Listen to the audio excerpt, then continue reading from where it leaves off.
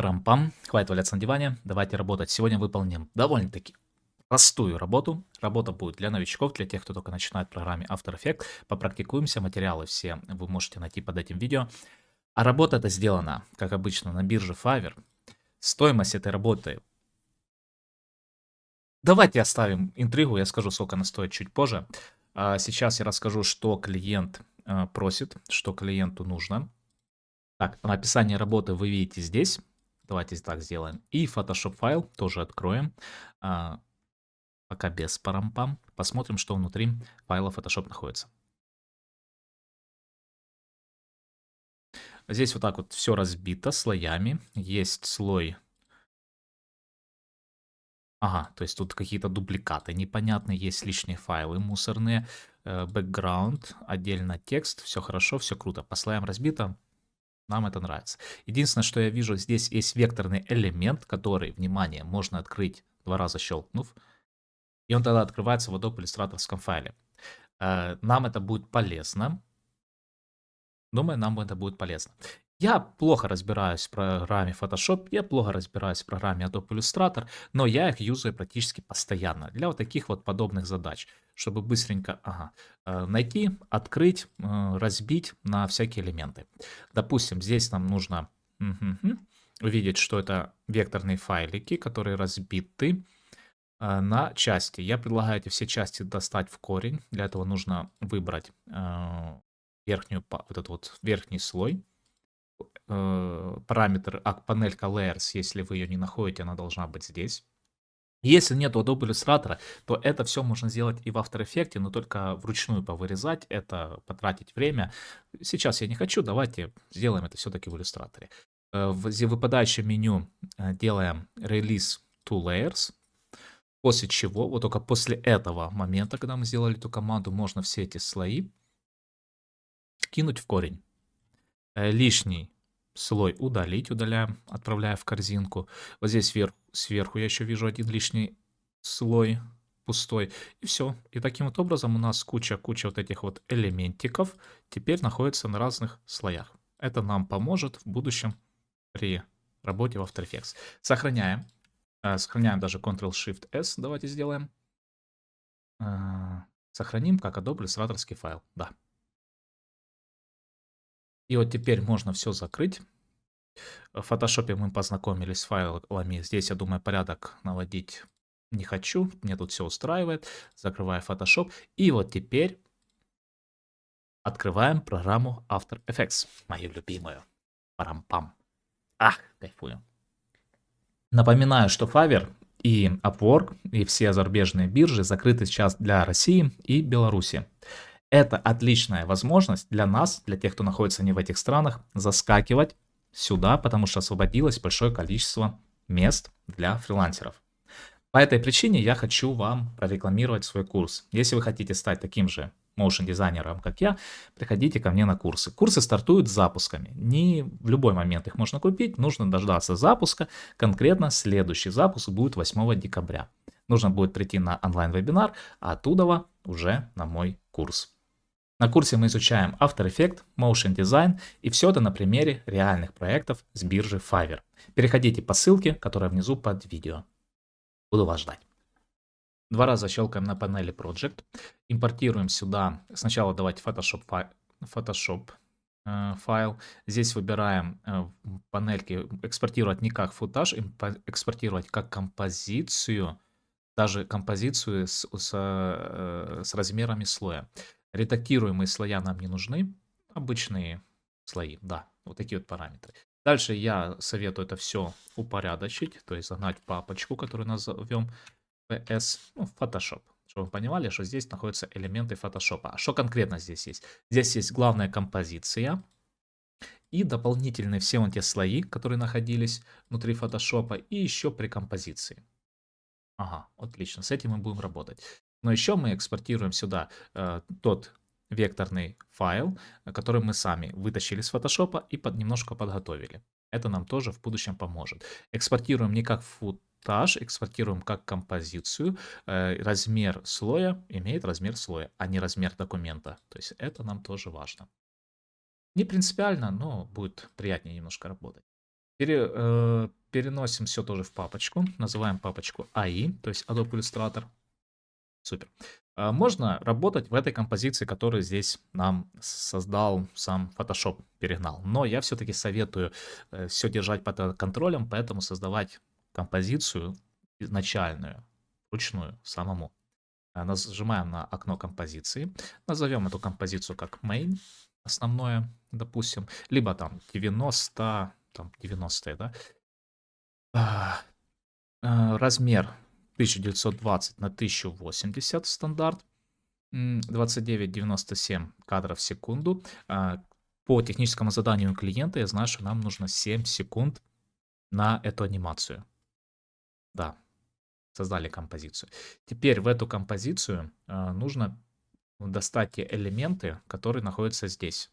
Здесь у нас есть background, есть какой-то background pink, нам он не нужен, поэтому я удалю его. Есть вот еще какой-то элемент. Давайте посмотрим на него. Пустой элемент, я его удалю. Можно было это все в фотошопе сделать, поудалять. Но я уже здесь решил. Тут какая-то линия просто. Мусорные элементы повыкидываем, они нам не нужны. Теперь просто берем и вот эти две композиции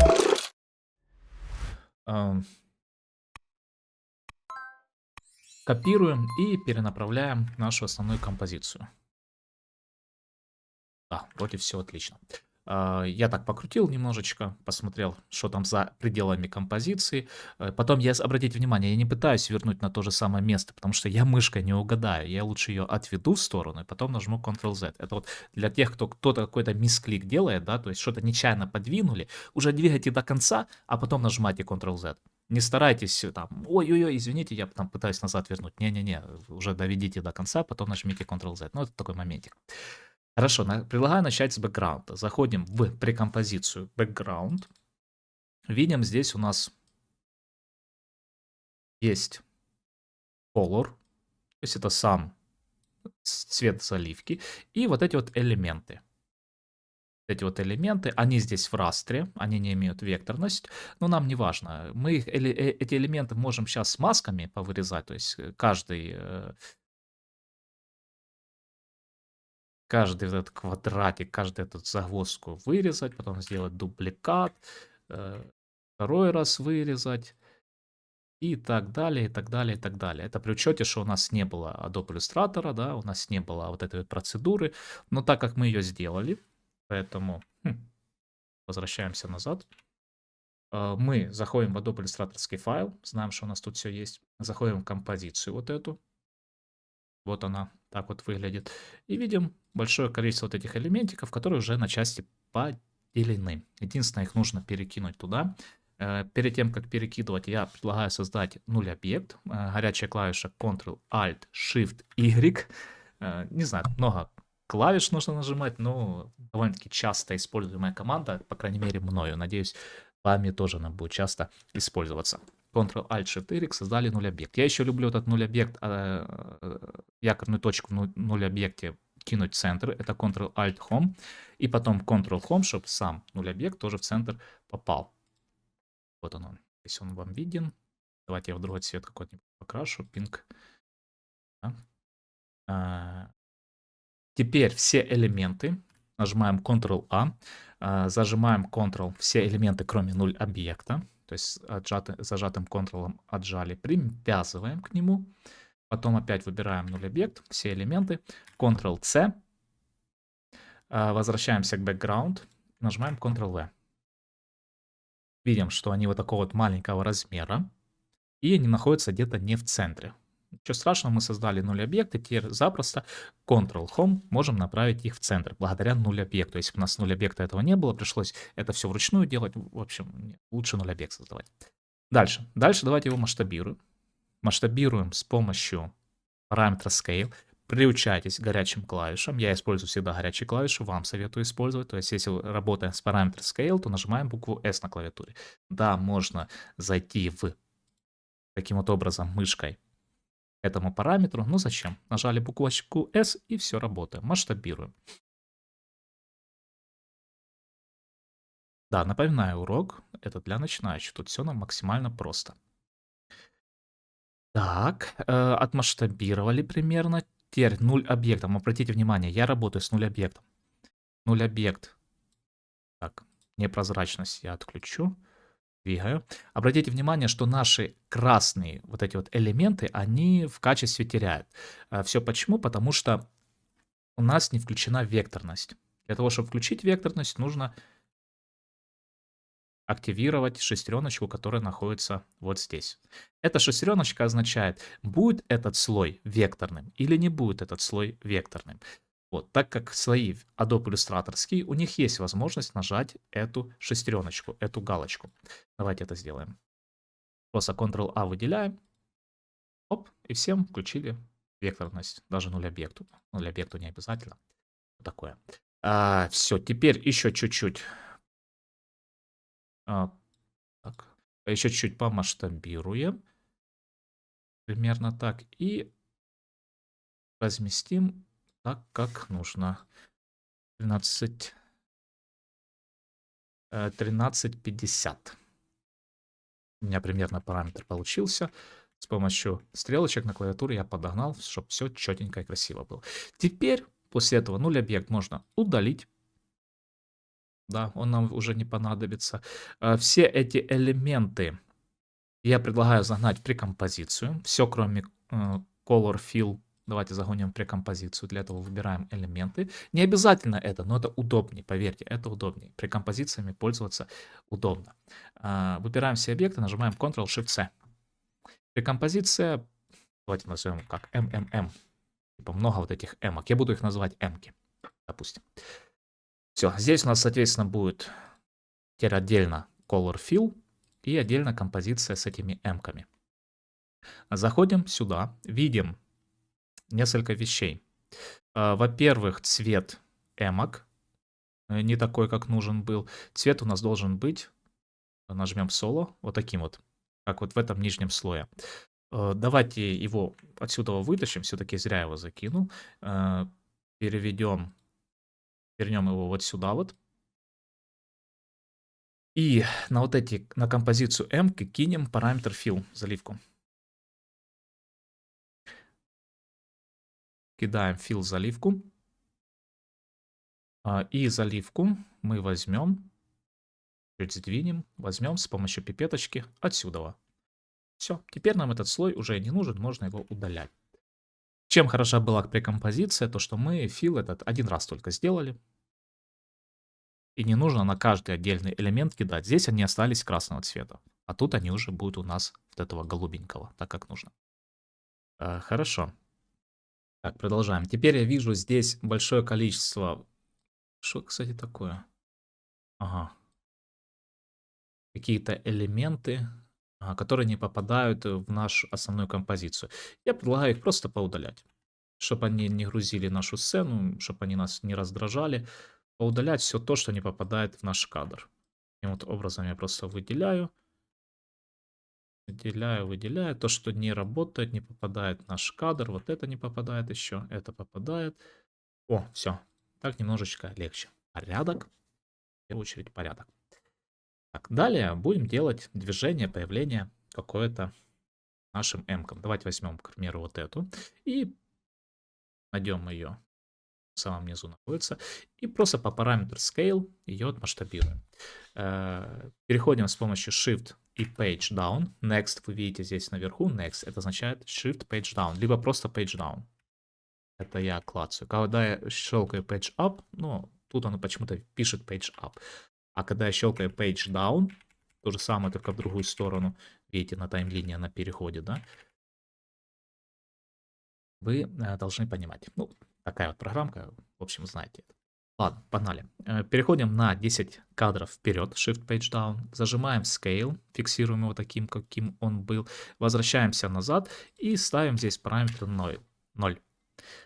Прокручиваем, получаем такое движение.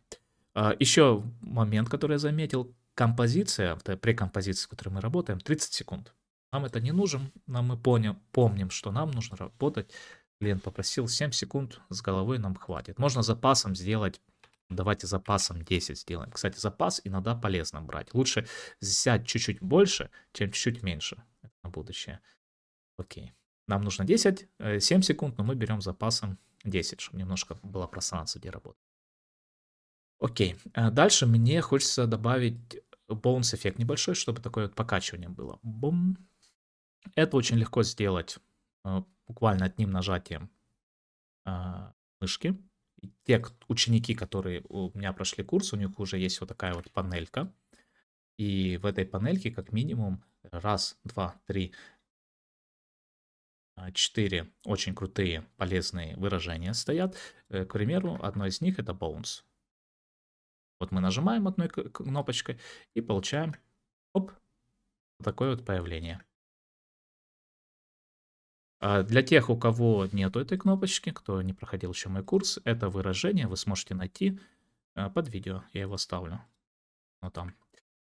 Оставлю под видео. Так, дальше наша задача все это дело отправить на остальные элементы. Просто копируем ключи, переходим на таймлинию самое начало, выбираем все элементы, нажимаем Ctrl-V. Теперь это все у нас и ключи, и выражения копируются вместе с ключами. 2 раза E на клавиатуре нажмем и можем увидеть, что да, действительно, на каждом выражении, кому интересно, может, конечно, посмотреть, как оно выглядит в таком формате, либо перейти, опять же, под видео. Дальше сразу предлагаю сделать эти же ключи. Нажмем U на клавиатуре, скопируем и вставим конец не на 10 секунду, даже не на 7, давайте где-то на 6.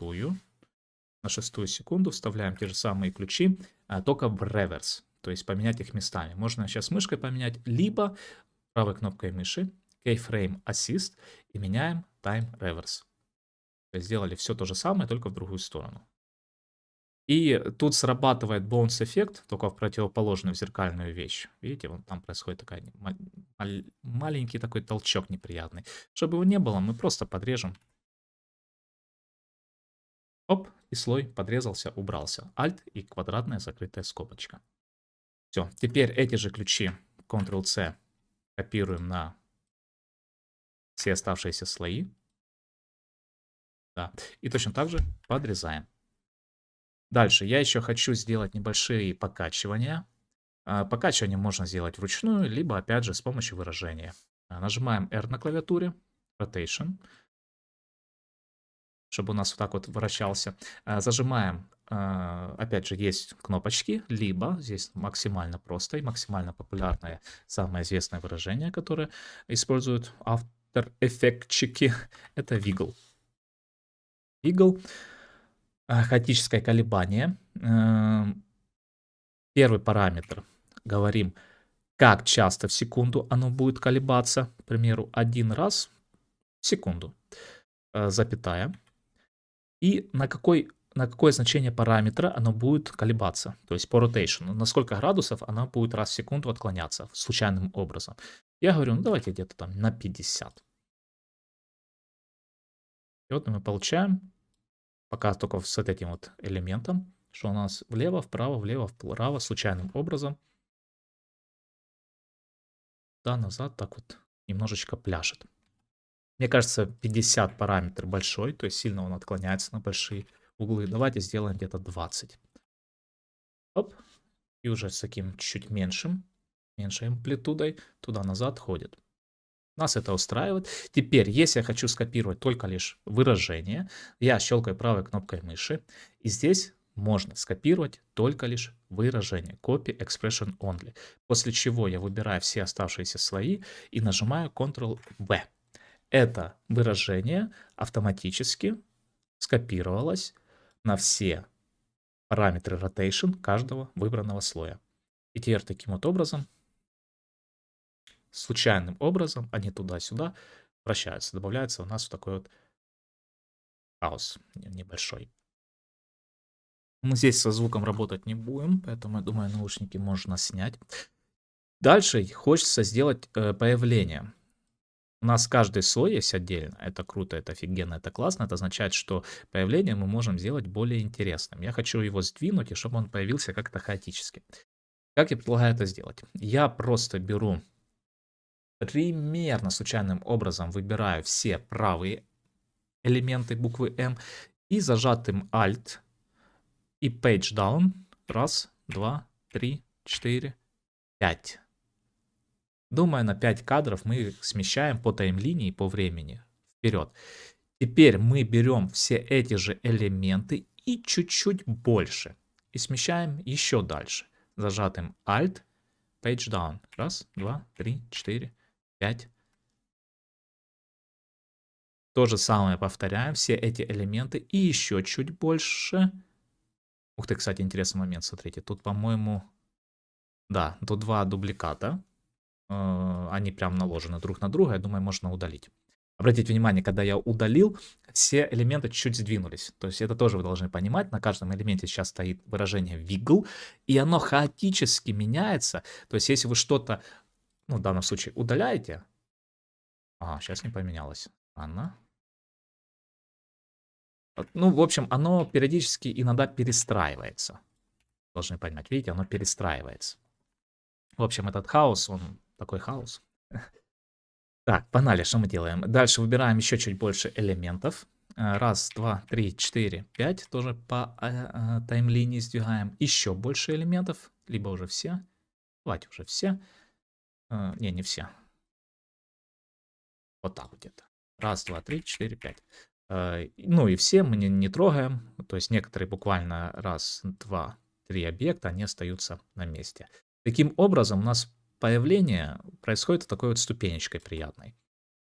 Появляется. И точно так же ступенечкой оп-оп-оп исчезла.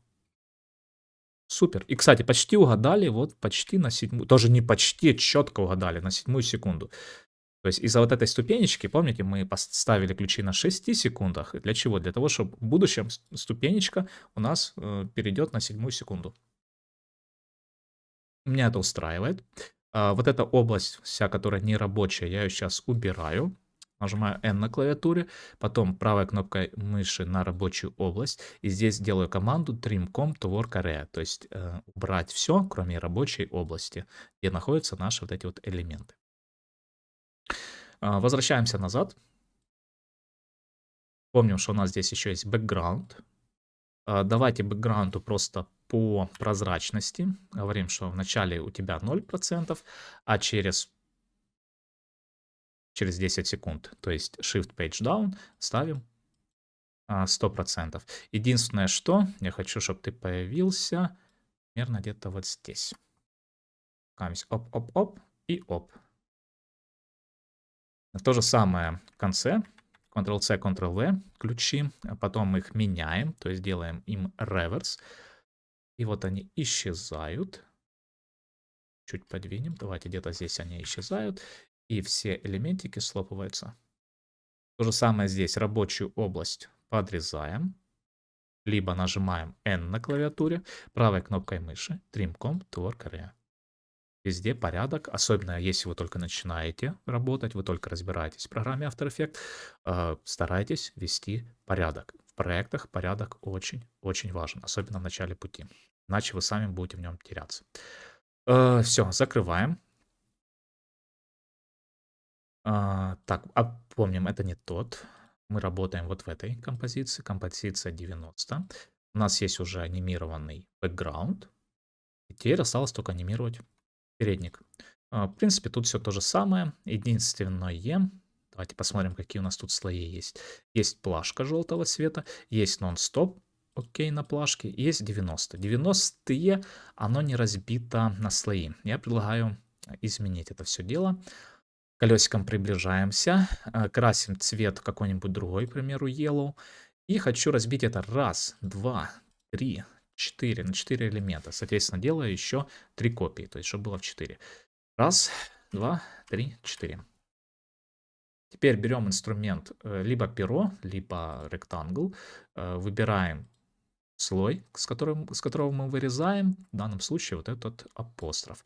Дальше берем девятку, следующий слой, вырезаем именно девятку, выбираем следующий слой, вырезаем нолик. То есть вы понимаете, мы то же самое могли делать с теми буквами М, с этими вот закорлючками, но это очень-очень долго, очень нудно, поэтому я в иллюстраторе это сделал намного быстрее. Здесь же мы разбили вручную. Смотрим. Действительно разбили, да? Разбили, разбили, разбили, разбили. Обратите внимание, якорные точки везде. Так, я непрозрачность. Давайте я его уберу. Нажму Ctrl-K на клавиатуре. Ну, я хочу, чтобы вот эта вот непрозрачность была не черного цвета, а, к примеру, пускай серого будет. Ctrl-K на клавиатуре, чтобы, да, чтобы зайти в настройки композиции. Так вот, якорная точка мне сейчас нужно, чтобы она прыгнула в центр каждого объекта. Поэтому выбираю все объекты, нажимаю Ctrl-Alt-Home. Якорная точка прыгнула в центр каждого объекта. А теперь мы сделаем, в принципе, все то же самое. Так, 30 секунд нам не нужно, поэтому нам нужно где-то рабочая область, чтобы была, давайте, 8 секунд с запасом. Удобнее работать. Нажимаем S на клавиатуре. Где-то на 10 кадре фиксируем, то есть scale, а на нулевом кадре делаем 0. И точно так же bounce эффект накидываем. Если у вас нет этой кнопочки, то мы зажимаем Alt на клавиатуре, щелкаем на эти часики и потом вручную вставляем выражение, которое я подготовил внизу под видео. В моем же случае для моих учеников все намного проще. Просто bounce нажали. Отлично. Меня это устраивает. Тут, кстати, в выражениях есть возможность поменять амплитуду, есть возможность поменять частоту и затухание. Но меня тут все устраивает в данном случае, поэтому я просто беру, копирую вот эти ключи, Ctrl-C, на оставшиеся, раз, два, три, Ctrl-V. И, наверное, еще сразу же скопирую на... На что скопирую? Давайте скопирую на плашку, Ctrl-V, то есть у нас плашка тоже двигалась. Non-stop будет повторять движение за плашкой. Для этого нужно выбрать non-stop. И здесь с помощью улиточки, если улиточки нету, то активируйте внизу вот этот параметр. С помощью улиточки привязать к нашей плашке. Теперь текст non-stop будет четко двигаться за нашей плашкой. Теперь точно так же делаем ступенечку. Раз, два, три, четыре, пять, допустим. Раз, два, три, четыре, пять. Раз, два, три, четыре, пять. То есть выбираем каждый слой и сдвигаем. Ой, наверное, все-таки много. То есть по 5 кадров это много. Возвращаемся назад. Просто нажать квадратную открытую скобочку. И делаем, давайте, раз, два, три. Раз, два, три. Раз, два, три. Ага. Non-stop где-то здесь. Появляется надпись 90-е non-stop. 90-е non-stop. Все. А уход можно, в принципе, сделать точно так же, либо для разнообразия. Давайте сделаем... Так, у нас есть появление. Ага, и появление я хочу сделать чуть попозже. Давайте вот эту композицию сдвину вперед. Она появилась где-то здесь. Чуть-чуть вот так вот. 90-е. А уход сделаем просто по позиции. Фиксируем уже на самой композиции параметр position. Переходим на 10 кадров вперед. И давайте сдвинем их вот сюда вот в угол. Я даже этот параметр, если я где-то стану вот здесь вот посередине, я могу покрутить траекторию путь таким образом, чтобы она была, ну, параллельно, перпендикулярно надписью 90-е, да, понял? 90-е идут по таким углом, соответственно, плюс-минус по такому же углу они будут у нас уезжать. Нажму F9 на клавиатуре, зайду в параметр такого графика. Если вы увидите график другой, вот такой вот, знайте, что можно переключиться, просто выпадающее меню Edit Speed Graph. И здесь, к примеру, я скажу, что в начале движения, то есть, пожалуйста, не спеша, потом ускоряйся, ускоряйся, ускоряйся, а потом вылетай с кадра. То есть будет более приятный такой вылет, скажем так. И почти все. То есть вот такая вот простенькая работа. Подвину ключи еще чуть-чуть. Подрежу.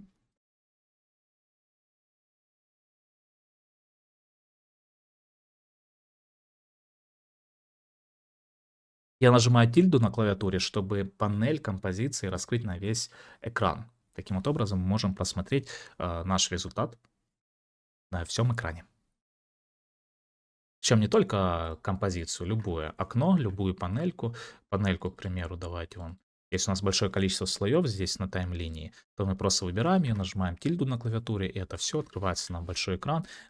Удобно, тоже частенько горячая клавиша, которую мы используем. Но, а результат клиенту, как вы думаете? Результат клиенту понравился? Сразу скажу, да, понравился. С первой доставки, то есть вот первая доставочка, клиент сразу же закрывает работу, пишет отличный отзыв.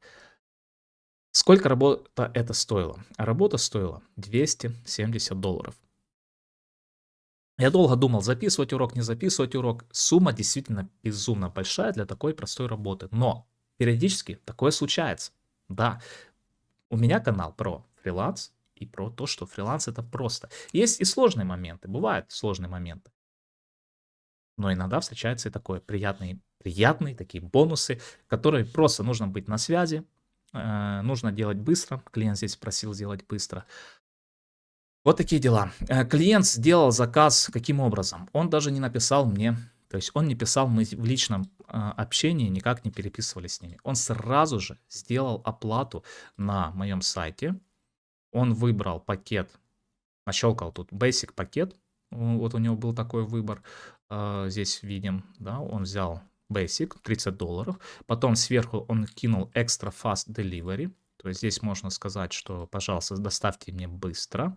То есть за 50 дней во время Select он еще выбрал несколько параметров. Это чтобы я ему прислал шаблон, то есть сам файл проекта. Чтобы я ему прислал за это, он докинул еще $20. То есть просто нажал здесь. Потом он кинул еще $170, так как это кастомная анимация, а не шаблонная. Да, вот, активировал вот этот. И нащелкав вот такие вот параметры, он выбирает и оплачивает $270. Если же он обратился бы ко мне напрямую, скорее всего, я цену назвал бы дешевле. Но клиент не обращался, он по факту заплатил мне, кинул техническое задание, получил результат и ушел. Как-то так. Надеюсь, вам понравилось. Надеюсь, вам понравился этот урок. Надеюсь, вам понравилась эта работа. На Fiverr бывают разные проекты. Бывают и сложные, бывают очень сложные за разные цены. Может, когда-нибудь я покажу эти сложные проекты, и неприятные ситуации случаются. Но как-то вот хочется делиться и радоваться за вот такие вот простые проекты, за хороших, адекватных и грамотных клиентов.